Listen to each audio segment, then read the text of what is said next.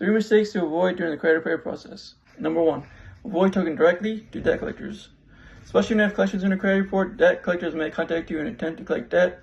Do not respond to anything unless it's in writing.